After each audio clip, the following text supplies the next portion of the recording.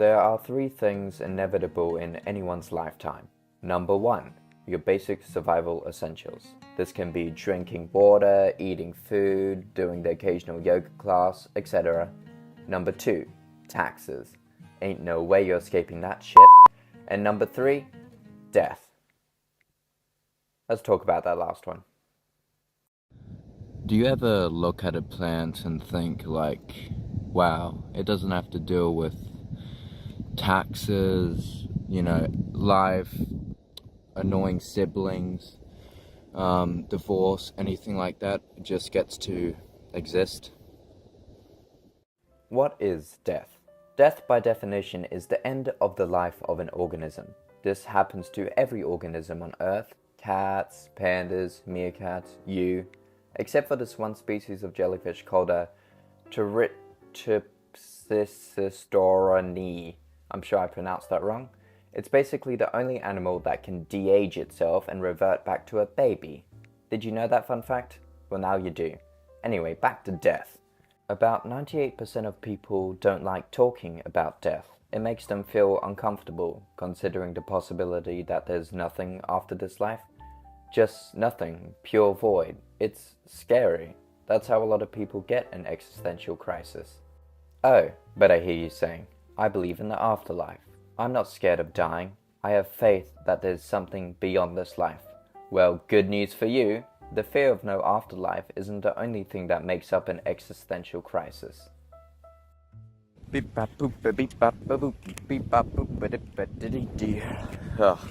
jeez, there's people up ahead. I hate people. So annoying. The sea looks very nice though, it's a bit cloudy.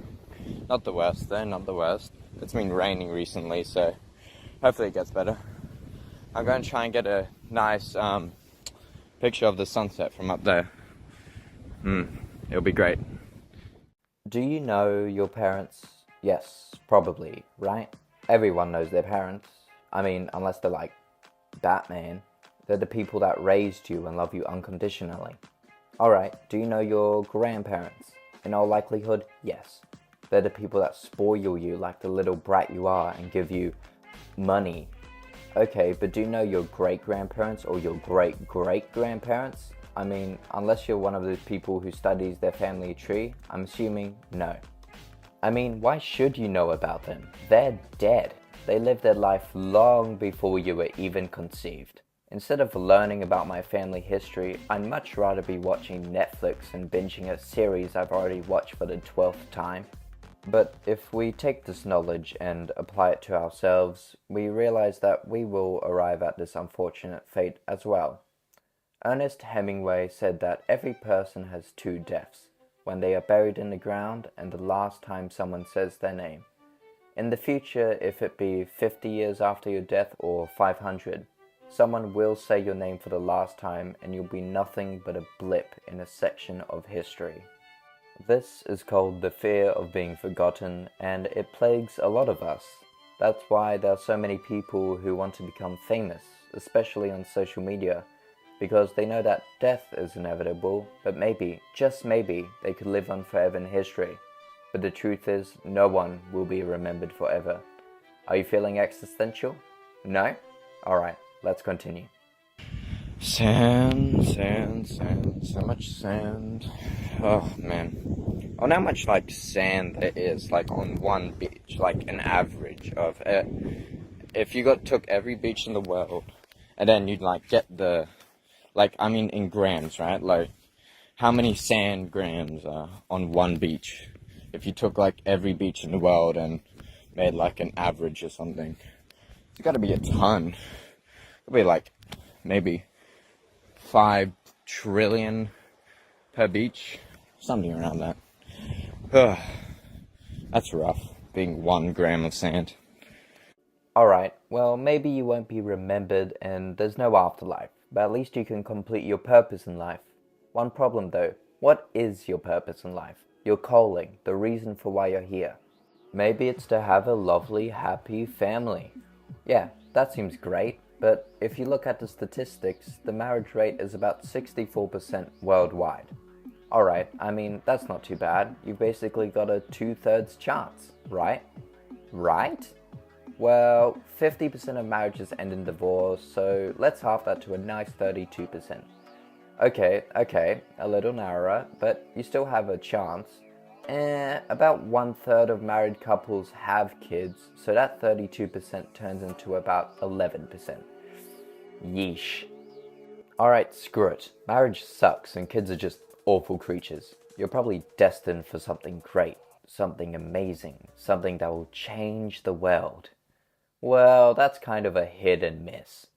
In 1945, Percy Spencer was testing magnetron energy for the military.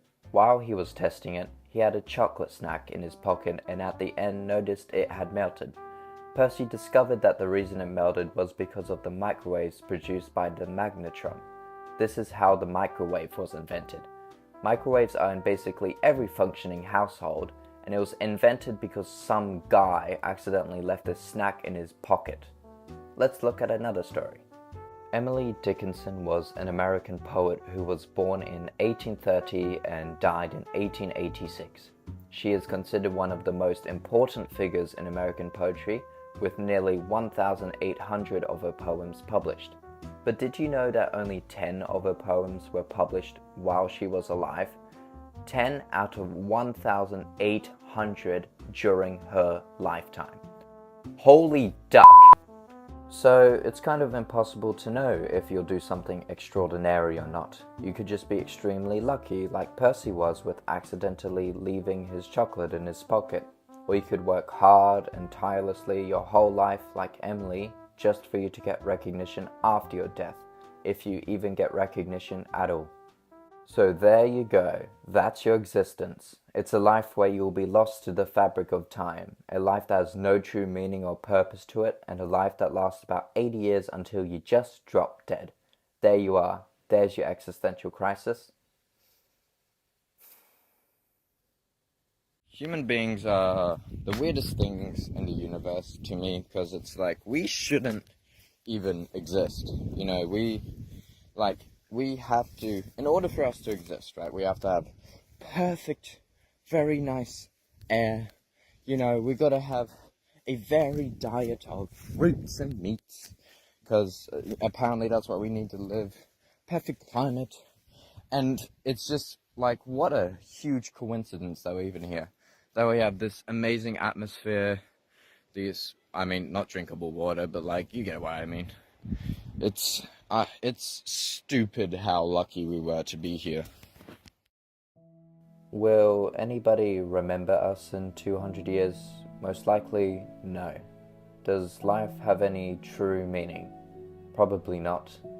Is there really another life after this? I don't know, but being alive is amazing. Being able to feel happy, angry, sad, excitement, love is fantastic.